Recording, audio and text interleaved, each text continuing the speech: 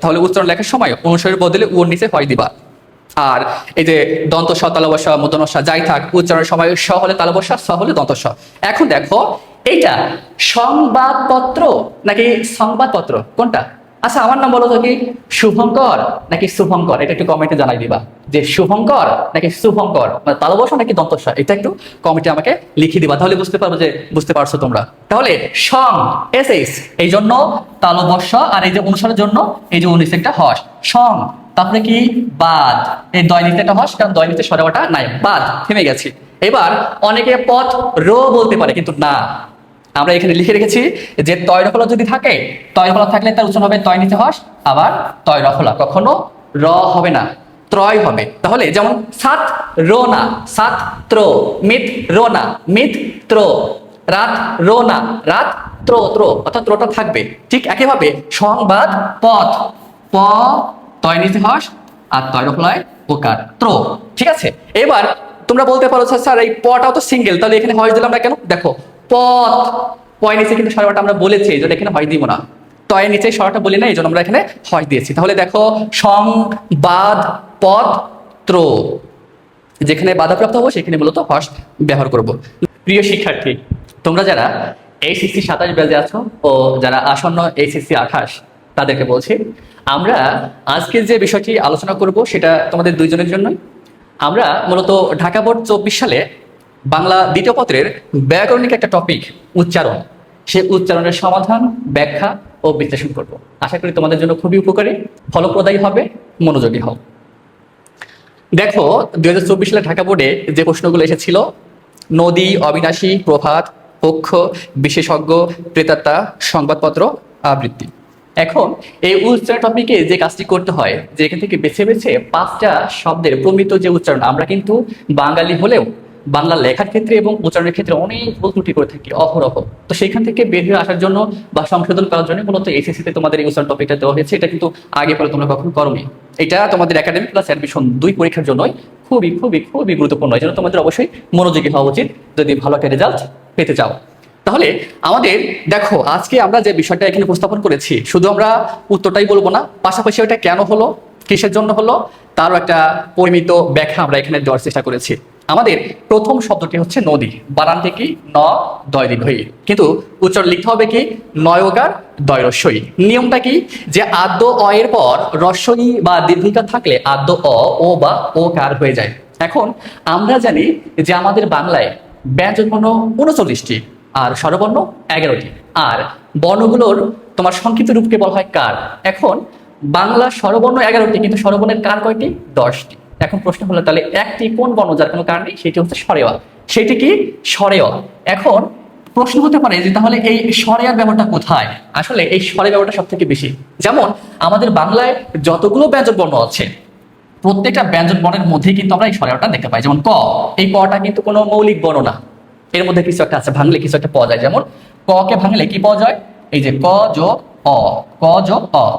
আর ক এর মধ্যে যে স্বরেওয়াটা আছে, সেই স্বরেওয়াটাকে যদি আমরা আলাদা করি, তাহলে সেইখানে আমরা একটা হস পাই। কি পাই? হস বা হসন্ত ভালো মতো যাই বলি। তাহলে মনে রাখবা যে যে সকল বর্ণে, শব্দের ক্ষেত্রে যে সকল বর্ণে আকার, রসিকার, দীর্ঘিকার মানে কোনো কার নেই, সিঙ্গেল আছে, ধরে নিবা যে সেই সকল বর্ণের স্বরে অ যুক্ত আছে। কি যুক্ত আছে? স্বরে অ। এখন উচ্চারণ করার সময় ওই শব্দের ওই বর্ণটা যদি অ থাকে, তাহলে আমাদের হস দেওয়ার প্রয়োজন নেই।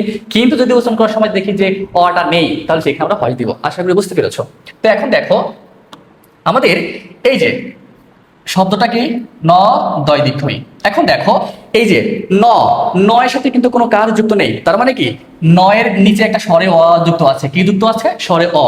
তাহলে যেহেতু শব্দের শুরুতে আছে, আর আমরা এই নিয়মটা কি দেখলাম যে আদ্য অ এর পরে রস্বই বা দীর্ঘিকা থাকলে আদ্য অ ও বা ও কার হয়ে যায়। তাহলে নয়ের নিচে যেহেতু স্বরে অটা আছে শুরুতেই আদ্য অ, আর এর পরে কি আছে? দীর্ঘই। তাহলে এটার উচ্চারণ হয়ে যাবে ন এর জায়গায় নয় ওকার। আর অবশ্যই মনে রাখবা যে উচ্চারণ লেখার ক্ষেত্রে দীর্ঘইকার থাকলে রস্বইকার লিখতে হয়, যদি দীর্ঘকার থাকে তাহলে সেখানে রস্যকার লিখতে হয়, আবার যদি রস্বইকার থাকে রস্বইকারই লিখতে হয়, যদি রস্যকার থাকে সেখানে রস্যকারই লিখতে হয়। এটা আমরা আস্তে আস্তে ডিটেইলসে আলোচনা করবো। তোমরা শুধু শুভঙ্কর স্যারের সাথে যুক্ত থাকো, সাহিত্যিকের সাথে যুক্ত থাকে, এরকম তথ্য অনেক পাবা। তাহলে নদী, এটা প্রমিত উচ্চারণ হবে নয়কার দয় রস্যই।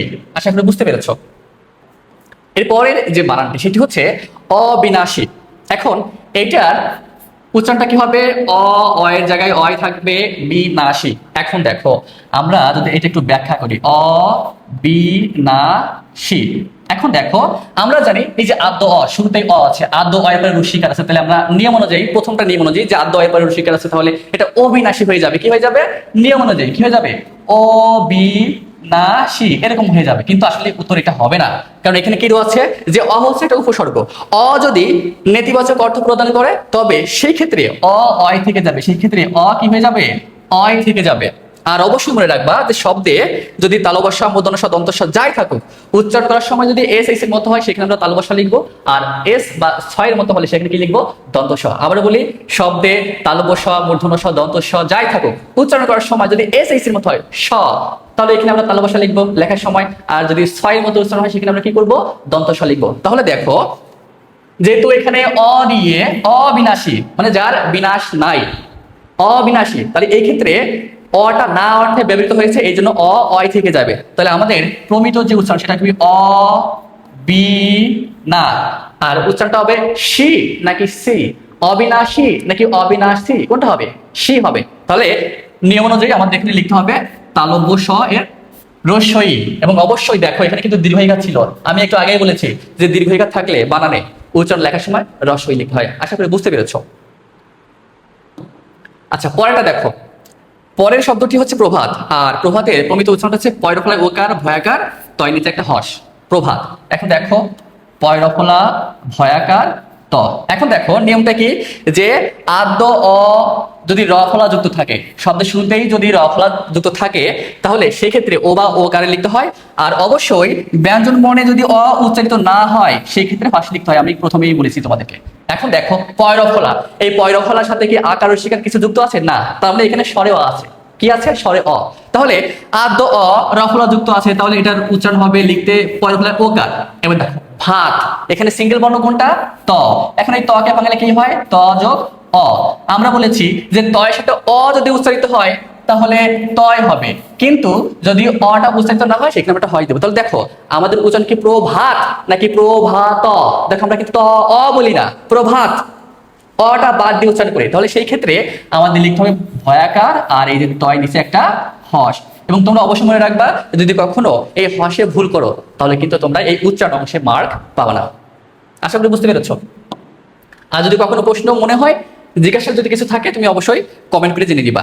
তারপরে শব্দটা দেখো, আমরা সাধারণত পক্ষ, দক্ষ, বক্ষ, অক্ষ এরকম উচ্চারণ করি, কিন্তু সবগুলোই আমরা ভুল উচ্চারণ করি। এই ক্লাসটা দেখলে তোমরা এই ভুলগুলো আর করবে না আশা করি। এটা প্রমিত উচ্চারণের পক্ষ কি হবে? পক্ষ। চলো এটা একটু ব্যাখ্যা করি। খিও, দেখো নিয়মটা কি, আদ্য অ এর পর, মানে শব্দের শুরুতে যে অ, সেই অ এর পর যদি খিও থাকে, সেই অটা কি হয়ে যায়? সেই অটা কি হয়ে যায়? ও বা ও কার হয়ে যায়। সেই অটা কি হয়ে যায়? ও বা ও কার হয়ে যায়। অবশ্যই মনে রাখবা এই যে খিও, দেখো এই খিওকে যদি আমরা ভাঙি দুইটা বর্ণ পাওয়া যায়, একটা হচ্ছে ক আর আরেকটা হচ্ছে মূর্ধন্য ষ, ক আর মূর্ধন্য ষ। কিন্তু উচ্চারণ করার সময় কিন্তু এই খিওকে আমরা ক আর খ এই দুইটা উচ্চারণ করি।